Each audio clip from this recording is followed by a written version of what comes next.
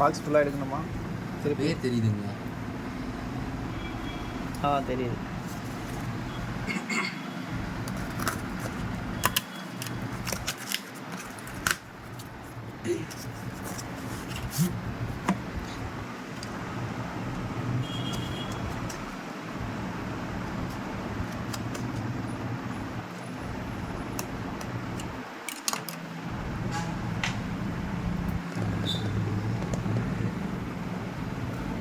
Send வச்சு கொடுப்பாங்க வருது வாசனை.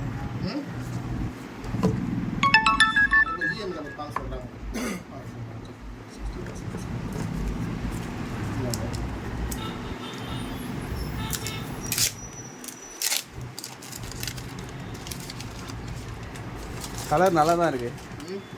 ஃபோனில் பார்த்து செக் பண்ணிங்க.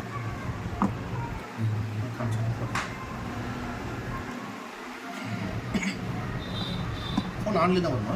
இல்லை நீங்கள் ஆன் பண்ணலாம். வேற என்ன செக் பண்ணுமோ செக் பண்ணிங்க. நம்ம எப்படி எடுக்குது இதுலையா? சில ஃப்ளிப்கார்ட்டில் யூஸ்ட் நம்பர் அனுப்புகிறாங்க. யூஸ்ட் பண்ணிட்டு பேக் பண்ணி ஐஎம்ஐ நம்பரா? என்ன இது இவ்வளோ வெயிட்டாக இருக்குது? உள்ளே எதனா இருக்கா?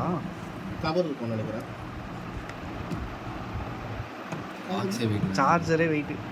பவுச் இல்லை உள்ள பவுச் தெரியல. நான் பாருங்க இது இருக்கு பாருங்க ஐஎம்ஐ நம்பர். எனக்கு தெரியல. என்ன சொல்ல முடியுமா?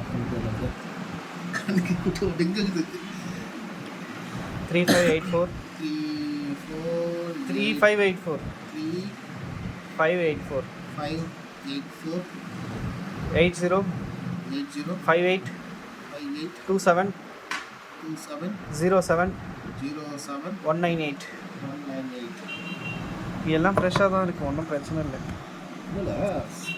ரிவ்யூஸில் சொல்கிறாங்க 128 128 வாட்ஸ் தான். இவ்வளோ வெயிட்டாக இல்லையே. உள்ளே எதனா மெட்டல் கிட்டில் எதனா வச்சுக்கிறானுங்களா? இல்லைண்ணா.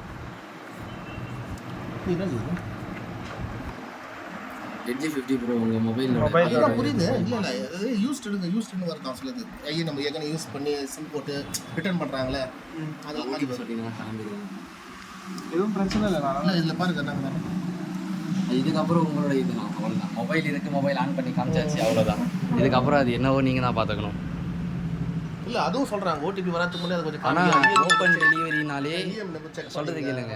இந்த மொபைல் இருக்குது பார்த்தீங்களா, 22,000 ரூபாய். இந்த மொபைல் நான் வாங்கும்போது ஃப்ளிப்கார்ட்டில் தான் வாங்கினேன். தொரப்பாடி அட்ரஸ் போட்டு வாங்கினேன்.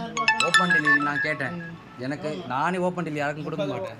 நான் ஓப்பன் டெலிவரி கேட்டதுக்கு பாக்ஸை பிரித்து மொபைலில் கண்ணில் காமிச்சிட்டு பாக்ஸ் உள்ள வச்சுட்டு ஓடிபி சொல்லுங்கன்னு ஓடிபி வாங்கி கையில் கொடுத்துட்டு போயிட்டு அவன் பாட்டுக்கு. அதுக்கப்புறம் நான் எல்லாத்தையும் பிரித்து செக் பண்ணிக்கலாம். நீங்கள் கஸ்டமர் தானே, அந்த வீடியோ இருக்குது இல்லைங்களா, அதை வச்சு பேசுங்க. அதனால தான் வீடியோ.